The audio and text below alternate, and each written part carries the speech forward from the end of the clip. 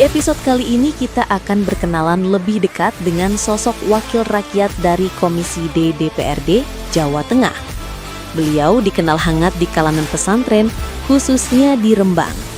Meski sibuk menjalankan amanah di gedung dewan, kesehariannya tak lepas dari kesederhanaan, mengurus ternak yang sudah menjadi bagian dari hidupnya. Bagaimana kiprah, pandangan dan inspirasinya dalam memperjuangkan aspirasi rakyat? Yuk kita simak kisah lengkapnya hanya di Gaspolcast.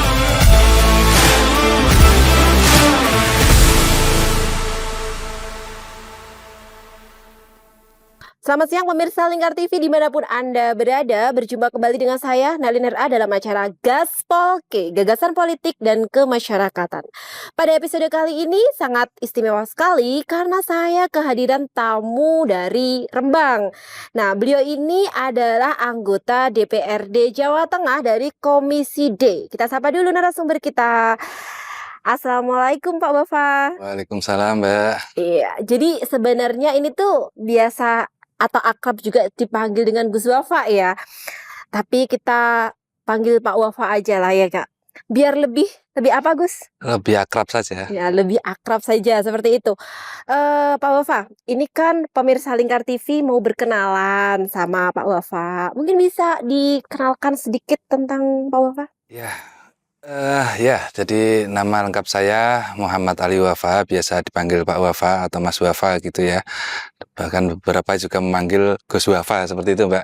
Gus itu artinya bukan apa-apa karena wujud penghormatan masyarakat terhadap putranya Kiai, dan kebetulan bapak saya itu menjadi salah satu tokoh agama di desa ya, di tingkat desa. Nah, saya berawal dari kecil itu saya sudah mondok di Sarang. Saya belajar di Sarang itu selama 7 tahun. Jadi kecil sampai agak remaja itu di Sarang, kemudian dilanjutkan di luar negeri karena kebetulan saat itu saya sedikit nakal gitu ya, antara kutip ya. Karena semboyan anak-anak muda itu kalau dimasukkan ke pondok pesantren katanya itu di penjara suci katanya. Nah di penjara suci itu ternyata masih kurang. Akhirnya digeserlah ke Arab Saudi di Mekah saat itu ya. Nah setelah menikah saya itu sekarang berwira swasta, dan kebetulan bidang yang saya tekuni adalah di bidang pertanian dan peternakan. Jadi saya dengan petani itu akrab, dengan peternak juga alhamdulillah sampai hari ini pun masih komunikasi. Tapi kebetulan oleh partai itu saya bukan ditaruh di komisi yang membidangi peternakan atau pertanian, bukan Mbak, tapi malah di infrastruktur. Saya ditempatkan di Komisi D yang berpartner kerja dengan DPU Taru, dengan perhubungan, dengan LH, dengan SDM. Nah, di sini saya juga masih belajar ya, artinya orang hidup itu kan harus selalu belajar ya, walaupun sudah dikatakan orang pintar, tapi semangat belajar ini harus selalu tumbuh. Ini yang sering saya sampaikan ke anak-anak muda, khususnya bagi mereka yang sudah lulus sarjana. Mereka itu kan pasti berpikirnya soal pekerjaan. Nah, pekerjaan inilah yang mereka selalu saja, yang namanya kerja itu di kantor, yang namanya kerja itu harus menjadi pegawai. Nah, kita ingin menjadi cerminan bahwa untuk bisa mendapatkan uang kita tidak harus selalu menjadi PNS, kita tidak harus selalu jadi pegawai atau karyawan. Seperti itu, Pak. Akhirnya beberapa anak muda itu kita ajak diskusi soal banyak hal. Pasti pertama kali yang saya sampaikan untuk memprovokasi mereka, untuk memberi semangat mereka soal wira swasta itu pasti soal kemerdekaan. Nah ini kebetulan kan hari Agustusan ya, jadi orang itu selalu ingin menjadi sosok yang merdeka, sosok yang tidak bisa bukan dikendalikan, tidak dibatasi dengan apapun. Tapi ketika mereka dihadapkan pada satu pekerjaan, mereka pasti milih sebagai pegawai. Padahal pegawai itu ya, yang namanya pegawai itu kan mereka ada batasan-batasan, ada aturan-aturan yang harus dipenuhi untuk mereka kerjakan. Nah di swasta itu enggak. Jadi swasta itu walaupun kecil, katakan bakul kopi saja ya, bakul kopi saja, atau jualan nasi kucing, itu mereka walaupun kecil tapi mereka merdeka. Iya, mereka merdeka. Artinya ketika mereka Karena tidak perlu disuruh-suruh sama atasan tidak atau gimana? tidak disuruh, juga tidak ada batasan, tidak ada jam kerja. Nah, itu tuntutan mereka bekerja itu ya karena alami saja ya. Misalkan seperti ini, kalau di swasta itu mereka katakan mereka ingin kerja ya, ingin dapat uang ya kerja, kalau enggak pengen dapat uang ya duduk manis di rumah, seperti itu. Tapi pegawai kan enggak, mereka dituntut setiap hari harus kerja mulai jam 7 sampai jam sekian lah, atau jam 8. Nah, ini yang selalu saya ceritakan ke anak-anak muda sehingga mereka ada kemandirian. Jadi kan kita udah melihat sekilas ya tentang kehidupan Pak Wafa ini, mulai dari basicnya pertanian dan kemudian peternakan. Nah, ini kita juga sudah melihat ya, memang sangat settle sekali udah pertanian dan peternakannya. Apa yang mendorong untuk terjun ke dunia politik? Nah, untuk di dunia politik itu pertama kali saya sebenarnya tidak ada keinginan sama sekali, Mbak, sebenarnya. Tapi kalau kita di pondok pesantren itu kan mituhu ya, artinya apapun yang didauhkan kiai itu sebisa mungkin kita harus kerjakan. Nah, satu saat saya dipanggil sama kiai, salah satu kiai saya, untuk diajak diskusi, diajak masuk ke pemerintahan yang saat itu adalah menjadi caleg provinsi, Pak. Caleg DPRD tingkat provinsi. Saya juga janggal, tapi ya seperti santri pada umumnya, saya tidak berani tanya banyak-banyak. Pokoknya didhawuhi kiai, asal bilang iya saja, manut saja, nggih. Mereka pasti berpikirnya lebih panjang, mereka pasti tahu ya mana yang terbaik untuk putra-putra mereka atau santri-santri mereka. Akhirnya saya terjun di dunia politik. Tapi saat mulai terjun itu saya awalnya bingung. Saya itu kan petani, saya itu kan peternak. Bayangkan orang yang awalnya diam di sawah itu kan temannya cuman kodok, belalang, sama rumput-rumputan, Pak, ya. Katakan seperti itu ya. Tapi saya juga harus mengikuti arahan dari sesepuh, dari kiai saya. Akhirnya ada suatu saat itu saya ditawari untuk membuka biro umroh. Nah, biro umroh saya iakan saja, mungkin ini salah satu jalan untuk bisa bergaul dengan banyak pihak. Dan alhamdulillah proses 1 tahun belajar untuk menjadi pengelola biro umroh yang saya tekuni saat itu adalah marketing. Beda dengan marketing yang lain, Mbak, yang kita tawarkan itu tidak ada barangnya. Tidak ada barangnya, tidak ada apa-apanya. Kemudian kita dipercaya dengan mereka konsumen itu, calon jamaah umrah itu menyerahkan uang yang sekian banyak, itu menurut orang-orang kampung, mereka bisa mempercayakan kepada saya juga harus punya kapasitas, punya kemampuan untuk membuat mereka tertarik. Akhirnya di situ saya belajar banyak soal bergaul, soal berbicara, yang awalnya petani kumpulnya kodok, kumpulnya sama rumput, yang artinya konotasinya adalah petani itu kan orangnya pendiam, selalu saja pendiam dan neriman ya. Tapi saat saya masuk di situ, saya harus berpacu untuk bisa menekuni satu bidang yang baru saya alami hari itu. Nah, kemudian saya masuk cerita-cerita, masuk ke tokoh-tokoh untuk menawarkan biro umroh yang saya bawa. Kemudian alhamdulillah di tahun pertama itu saya mendapatkan sekian ratus jamaah. Artinya proses belajarnya memang cepat karena dibantu oleh banyak pihak. Ya, terutama bapak saya yang saat itu juga selain jadi kiai, beliau juga adalah seorang bupati ya. Tapi bukan karena bupatinya loh, Mbak, ya. Sekali lagi, karena jamaah yang pertama berangkat itu dari PNS itu beberapa, nggak banyak, 1-2 lah.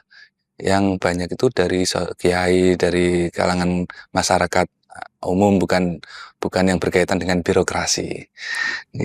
Dari situ saya mulai yakin bahwa petunjuk kiai saya untuk membawa saya, untuk mengarahkan saya ke dunia politik itu mungkin saat itu mulai tepat, saya mulai merasakan dengan biro umroh yang saya tekuni itu. Terus kemudian di proses berikutnya yang namanya politik itu kan selalu seperti itu ya, Mbak. Selalu, ya kayak gitulah.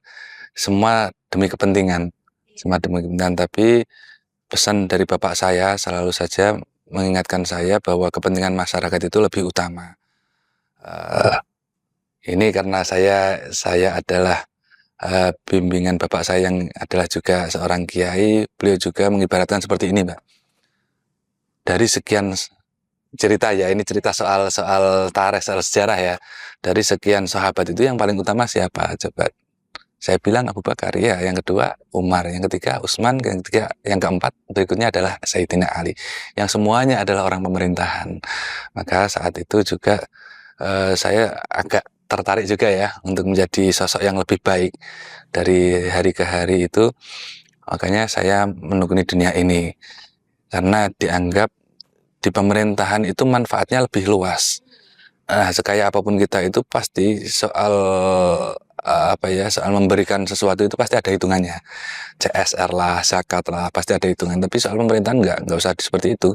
Asal kebijakan ini berpihak pada rakyat, maka manfaatnya akan lebih bisa terasa, akan lebih besar daripada sosok yang tadi awalnya ceritakan sebagai pengusaha yang sukses. Seperti itu. Jadi itu tadi karena memang dari awalnya adalah perintah dari dawuh dari kiai dan udah mendapatkan landasan juga dari bapak. Nah, akhirnya terjun ke iya. Jadi ini adalah salah satu orang yang masuk ke dunia politik tanpa membawa ambisi politik ya seperti itu.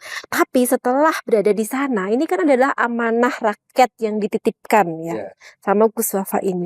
Nah, apa yang sudah Gus Wafa lakukan ini untuk masyarakat khususnya yang sudah memilih di area Pati, Rembang seperti itu?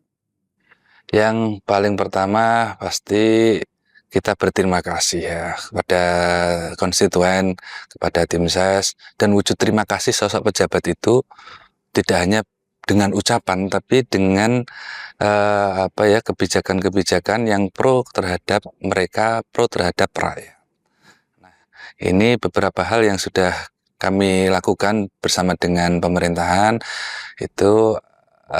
Karena tahun ini kita belum mendapatkan poker, Mbak. Orang itu selalu berpikir DPR itu pasti soal poker ya, soal aspirasi. Tapi maksudnya hari ini tuh belum memiliki dana anggaran untuk aspirasi. Tapi tugas sebenarnya Dewan itu tidak semata-mata poker. Ada tugas legislasi, ada tugas pengawasan. Nah, itu kami lakukan bersama-sama dengan teman-teman yang lain di DPRD Provinsi. Terus kemudian kita temukan ada beberapa hal bidang yang kami tekuni, termasuk kemarin kita ada kunjungan di rubber dam yang ada di Juwana. Nah, itu kan proyek baru, tapi kemarin terjadi kebocoran, ada kerusakan. Kemudian kita koordinasikan walaupun itu bukan di bidang saya, tapi ada di Kementerian BPWS. Kemudian kami koordinasikan dengan Pusdataru yang menjadi partner kerja kami. Pusdataru berkomunikasi dengan BPWS, alhamdulillah tidak ada waktu 1 minggu itu sudah selesai. Walaupun kemudian ada kebocoran lagi, tapi tidak di titik yang sama. Ada di titik yang sebelah selatan itu ada kebocoran lagi, sehingga kita komunikasikan lagi dan perkembangannya alhamdulillah sudah mulai ditata ulang, dikomunikasikan dengan kontraktor yang mengerjakan pekerjaan tersebut. Nah, itu salah satu pekerjaan terkait bidang yang partner yang kami tekuni ya, kami menjadi partner kerja kami. Kemudian terkait kebijakan ya selalu saja kita, karena saya itu berasal dari Partai Persatuan Pembangunan. Kalau Mbah Maimun bilang itu P3 itu bagaikan musola yang kuno ya, tapi PKB itu musola yang baru, itu jauhnya Mbah Mun. Nah, kita di grassroots memang ketemu dengan banyak kiai yang katakan kiai desa ya. Terus kemudian mereka bercerita soal Madin, soal guru Madin, guru Mbah Mudin, terus kiai-kiai yang hari ini juga kita koordinasikan dengan pemerintahan sehingga mereka mendapatkan satu perhatian penting, termasuk insentif yang dulu memang sudah dianggarkan itu sekarang juga masih dijalankan. Nah, di beberapa tempat memang insentif itu sudah dianggarkan sejak lama, sejak periode yang kemarin, tapi ada pemangkasan. Nah, kami upayakan pemangkasan ini tidak terjadi pada kiai-kiai, pada madin-madin, pada bidang-bidang keagamaan. Kita hari ini pendidikan ya, kalau anak-anak muda pendidikan hari ini memang luar biasa. Anak kecil saja sudah bisa main HP macam-macam ya, sudah bisa macam-macam akses banyak hal. Tapi degradasi moral hari ini itu menjadi perhatian lebih dari fraksi Partai Persatuan Pembangunan yang kebetulan juga tahun ini tidak bisa berduduk di Senayan. Nah, ini kami harapkan di tingkat kabupaten atau tingkat provinsi kita juga berkoordinasi untuk sama-sama membangun moral anak bangsa. Jadi seperti itu, ada banyak sekali memang yang menjadi tugas dari anggota DPRD ini ya. Nah, nanti kita juga akan bertanya nih sama Gus Wafa, ini kan lagi panas-panasnya ya bumi Indonesia ini dengan tuntutan untuk membubarkan DPR. Nah, tapi sebelumnya kita harus jeda dulu untuk pariwara yang berikut ini.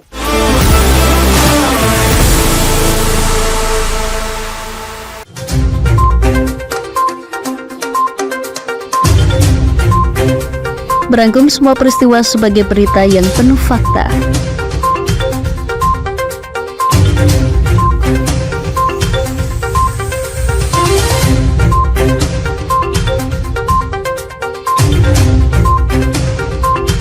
Bersama Puji Lestari, saksikan Jateng hari ini setiap Senin hingga Sabtu hanya di Lingkar TV.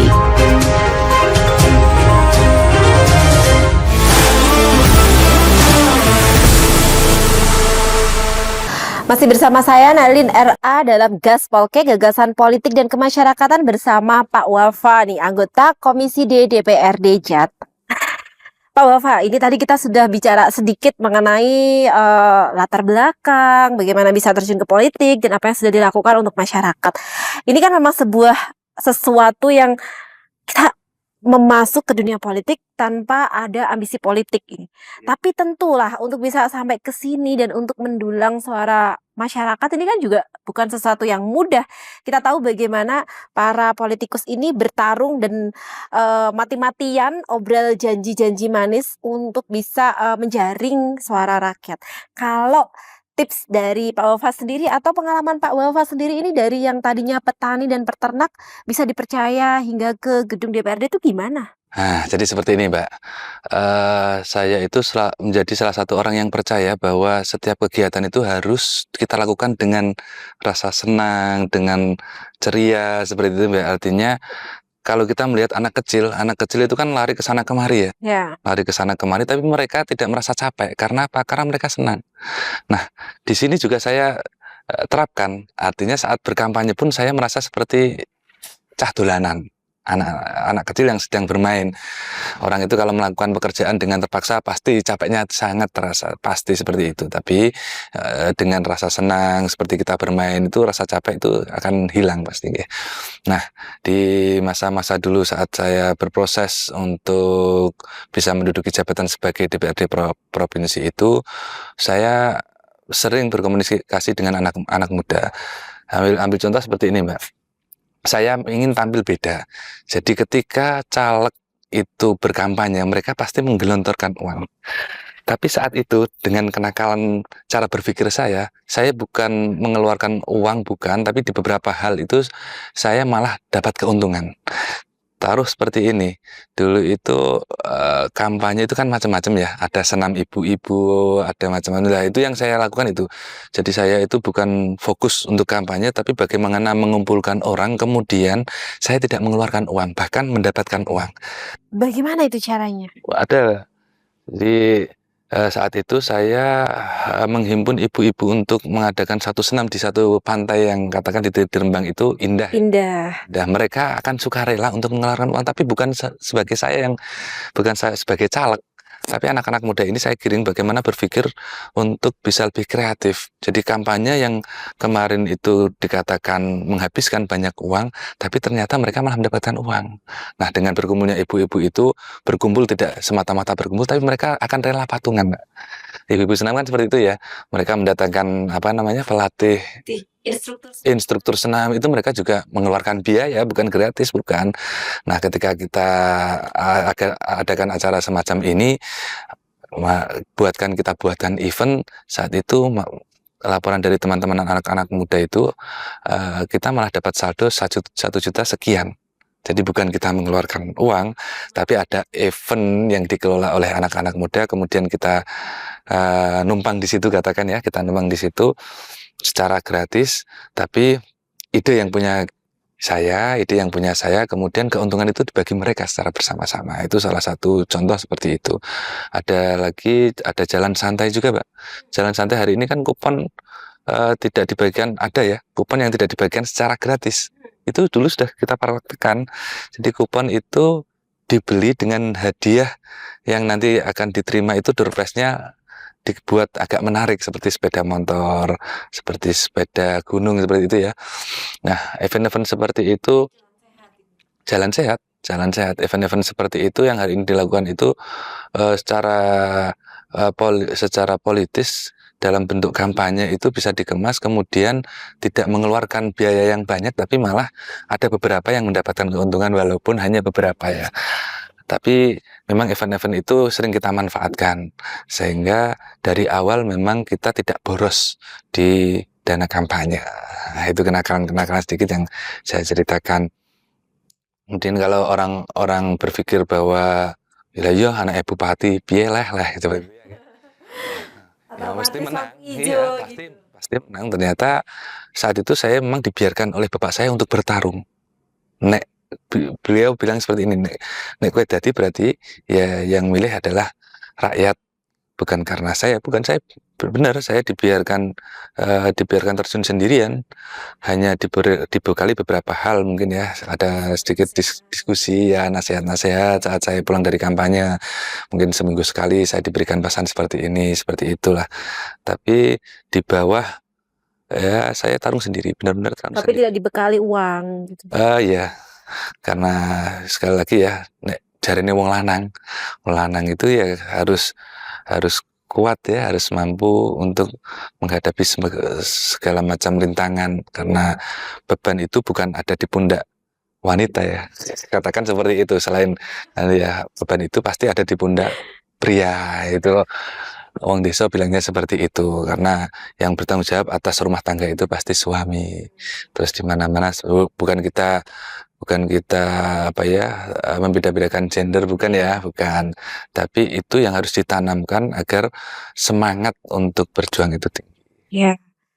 Jadi dari situ ya idenya, kemudian akhirnya bisa metode kampanye yang digunakan adalah yang seperti itu.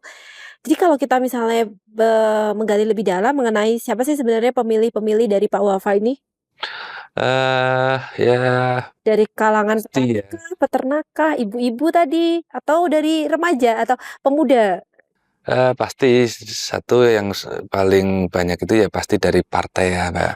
Tapi kemudian kalau kita breakdown sampai ke tingkat bawah, ibu-ibu ternyata luar biasa, Mbak. Bahkan saya kampanye itu, ibu-ibu itu malah ngantri. Karena saat saya ingin berkunjung, pasti saya minta untuk dimasakkan. Ini apa karena Pak Wafanya yang good looking atau kayak gimana ini? Ibu-ibunya yang suka biasanya kan seperti itu. Ya sebagaimana umumnya ibu-ibu itu kan pasti seneng dengan orang yang manja. Nah, saya di posisi itu Apa? manja. Oh, manja. Ya, ibu-ibu jangan berpikir ibu-ibu yang masih muda ya, mama muda itu bukan ya. Tapi ibu-ibu yang sudah sepuh ya. Nah, ketika kita ingin berkunjung ke rumah kediaman mereka itu, saya pasti ingin dimasakkan. Nah, mereka bahkan sampai ngantri, Mbak. Ngantri untuk memasakkan ya. Jadi seingat saya saat saya kampanye itu jarang sekali mampir warung. Bukan karena saya iri, tapi metode ini yang saya lakukan. Karena pendekatan ini mungkin saya menganggapnya lebih intan, mungkin ya, lebih ada chemistry mungkin ya. Nah, itu juga dilakukan beberapa politisi senior termasuk Pak Ganjar itu kalau turun pasti nginep-nginep di rumah orang-orang desa, ya, desa-desa itu kan Dekat dengan masyarakat. dekat dengan masyarakat. Nah, kita juga ingin mempraktekkan politik semacam itu sehingga satu kos politiknya rendah. Jadi ketika nanti dilantik tidak berpikir untuk bagaimana Mengembalikan modal. ya mengembalikan pasti iyalah ya. Tapi bagaimana untuk tidak menjadi sosok pejabat yang hari ini sedang diperbincangkan yaitu tanda kutip rakus. Berbicara mengenai karena udah dibuka sendiri sama Pak Wafa mengenai politikus yang rakus yang akhirnya juga menimbulkan pergolakan ini di masyarakat sehingga ada tuntutan untuk membubarkan DPR. Nah, kalau pendapat dari Pak Wafa sendiri gimana tentang hal itu? Harusnya seperti ini ya, kita bisa bercerita itu kalau kita sudah mengalami. Saya lebih realistis orangnya. Saya belum pernah menjabat sebagai DPR RI, saya tidak tahu kebutuhan mereka. Jadi mungkin mereka punya kebutuhan banyak. Saya hanya bisa membayangkan bagaimana DPR Papua itu kemudian tiap hari atau tiap jam kerja itu harus ngantor di Jakarta, berapa biaya yang mereka keluarkan. Terus kemudian di Jakarta itu mereka harus nginap di mana, saya juga belum bisa membayangkan. Tapi yang jelas sebagai DPRD yang katanya Mbak ini teman-teman sering bilang DPRD itu DPR desa. Jadi bukan DPR RI tapi DPRD itu DPR desa. desa. Jadi saya belum bisa berkomentar banyak, tapi mungkin iya apa yang menjadi isu hari ini bahwa ada banyak pejabat yang rakus, mungkin iya, tapi kan kita juga tidak bisa percaya begitu saja terhadap medsos, karena kebutuhan hari ini kita juga tidak bisa berpikir ya, bisa membayangkan bagaimana DPR yang ada di luar Jawa itu kemudian tinggal di Jakarta. Toh rumah dinas yang hari ini diperbincangkan itu juga sudah tidak layak karena perbaikan di sana sini itu akan muncul anggaran yang lebih mahal. Nah, itu. Tapi kita ada nggak sih kekhawatiran dari Pak Wawa sendiri dengan adanya kasus ini yang sepertinya kan merata hampir di berbagai daerah, bahkan informasi yang kami dengar tadi malam itu ada kantor DPRD Makassar yang turut dibakar alias menjadi korban dari kemarahan, dan di sejumlah daerah lain juga kantor-kantor DPRD ini juga ikut di demo. Nah, ini ada nggak kekhawatiran dari Pak Wawa sendiri? Kalau Kata seperti itu. saya pribadi sih nggak khawatir, paling yang khawatir ya yang di rumah ya Pak ya. Karena istri mungkin keluarga juga khawatir terjadi sesuatu di jalan mungkin ya. Tapi saya bismillah saja, bismillah yakin karena kalau kita tidak melakukan hal-hal yang negatif, insya Allah ya akan dijaga oleh Allah. Itu yang pertama. Yang kemudian banyak hal terjadi di di kantor-kantor DPRD itu, mestinya saya menghimbau terhadap warga masyarakat untuk tetap tenang. Nah, saat saya turun juga saya sering menceritakan bahwa pejabat yang tempo lalu jenengan dukung hari ini sudah dilantik itu jangan dibiarkan sendiri. Jangan dibiarkan sendiri. Amanah itu bukan hanya ada di pundak saya, tapi juga ada di pundak konstituen, di pundak tim para pemilih. Jadi saat saya atau kita melakukan satu kesalahan, maka ingatkan kami. Nah, cara mengingatkan itu kan ada banyak cara ya. Mungkin hari ini cara berpikirnya selalu saja dengan demo. Ini yang saya anggap kurang relevan ya. Mestinya itu ada komunikasi awal dulu dengan pejabat kita yang menjadi perwakilan di masing-masing level, di DPRD Kabupaten, DPRD Provinsi, kemudian diteruskan di DPRD Pusat. Artinya harus ada komunikasi dulu di awal, jangan serta-merta tiba-tiba demo. Nah, ini kan nanti kalau ada kerusakan-kerusakan kita sendiri kan yang rugi. Iya, betul. Ini di Jakarta itu ada beberapa fasilitas publik, halte, terus macam-macam itu perkantoran, mobil-mobil dinas itu juga dirusak. Nah, itu siapa yang rugi? Ya kita sendiri. Wong yang beli kita itu bukan kita DPR, bukan, tapi kita masyarakat, kita rakyat. Karena fasilitas negara itu kan awalnya dari pajak yang diberikan oleh rakyat kepada pemerintah. Nah, soal penggunaan itu apakah sudah sesuai atau belum? Nah, coba kita tanyakan dulu ke perwakilan kita, ke orang-orang yang kita pilih. Jangan terus kemudian DPR dibubarkan karena salah satu oknum kemudian DPR dibubarkan, jangan. Nah, cara menghukum mereka gimana? Ya 5 tahun ke depan nggak usah dipilih. Itu sebagai sanksi sosial. Jadi kita yang memilih, tapi kemudian amanah itu secara serta-merta kita berikan secara full kepada para pejabat itu jangan. Maka awalnya harus ada komunikasi dulu, ada dialog dulu antara rakyat dengan perwakilan, dengan DPR yang kita usung dulu. Nah, itu bisa tersalurkan melalui tim sukses, melalui partai politik. Nah, partai politik hari ini itu kan tidak hanya ada di Jakarta, tapi sampai ke desa itu kan ada yang namanya ranting, Mbak. Cobalah kita komunikasinya di desa, komunikasi dengan ranting, ranting itu nanti aspirasinya dibawa ke tingkat di atasnya, kemudian disampaikanlah ke Dewan Pemangku Dapil, akhirnya tersampaikan di pusat. Ya, hari ini jangan kita terprovokasi dengan salah satu oknum sehingga kita menyalahkan instansi atau lembaga secara totalitas. Pak, kalau kita bicara mengenai bahaya penghapusan DPR, menurut Gus Wafa sendiri gimana? Ya, jelas bahaya karena kita itu sebagai negara republik itu kan ada 3 hal yang harus kita jaga, yaitu 1 eksekutif, 2 legislatif, yang ketiga itu yudikatif, dan ketiga-tiganya ini harus sejalan ya, harus saling berkaitan, bukan kompak. Kalau kompak berarti nanti ada persekongkolan di bukan kompak ya, harus saling berimbang, harus saling mengisi. Nah, sebagaimana tugas dewan ya, tugas dewan itu kan mengawasi jalannya pemerintahan atau eksekutif. Kalau dewan dihapus, nanti siapa yang mau mengawasi pemerintahan? Siapa yang mau mengawasi eksekutif? Mereka akan dengan vulgar, akan secara otoriter mengatur segala kebijakan. Bahkan kalau DPR ini dihapus, ya fungsi-fungsi eksekutif ini akan menjadi kekuasaan yang mutlak ya mungkin ya, yang absolut, karena tidak ada pengawasan, tidak ada pengendali. Nah, ibarat kata kalau saya di peternakan itu ya, yang namanya hewan liar itu harus dikendalikan, harus dikeluh, Mbak. Kalau sapi harus dikeluh. Nah, keluhnya itu ada di lembaga DPR. Jadi memang sangat berbahaya sekali ya kalau memang DPR ini harus dihilangkan. Jadi cara kita adalah terbaik dalam menyampaikan aspirasi mungkin bisa melalui dapilnya tadi dari bawah untuk aspirasi itu dibawa ke atas.